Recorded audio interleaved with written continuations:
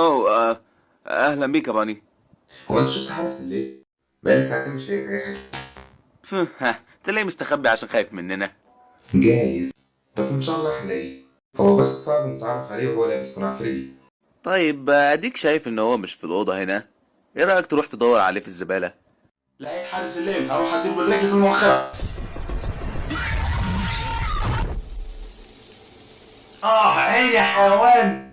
ثانية، هو انت شفت حارس الليل؟ ايوه، ما هو الواد اللي واقف قدامك اهو.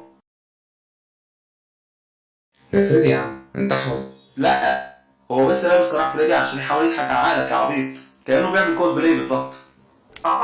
طب لو هو فريدي زي ما انت فاكر، يعني هيحاول يعملني بالمصباح اللي في ايده ليه؟ يمكن عشان تتخوفه. انا بخوفه؟ انا شايل في مكانها. يا فوكسي اهدى. لا، انا الوحيد في المبنى المعفن دوت هو اللي قدر يتعرف على التنكر السخيف بتاعه. يا ابو بلوره ساعدني. انا مش هاممني يكون فريدي، كل اللي هاممني ان انا اخد احشاء واعمل منها اندوب. انا زهقت من الهطل ده، وريهم ان انت حارس الليل. المسدس اللي معاك زيك.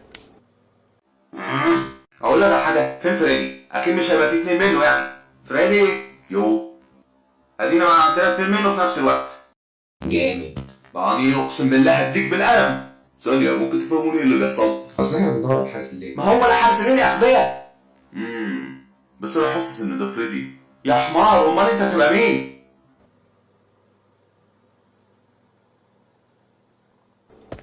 انت رايح فين يا عم؟ ما فهمتش حاجه، فهروح اكل اندومي. انا مش فاهم ايه اللي ضايقك دلوقتي. بعني اسمع، ثانيه، هي الساعه كده كام دلوقتي؟ مين فيكم بيسأل على الساعة؟ بقول لك يا ابني، الساعه كام دلوقتي؟ الساعة 5 دقيقة. 5 الا دقيقه. الحق، هو حارس الليل اهو. حارس الليل؟ حارس الليل؟ اندومي.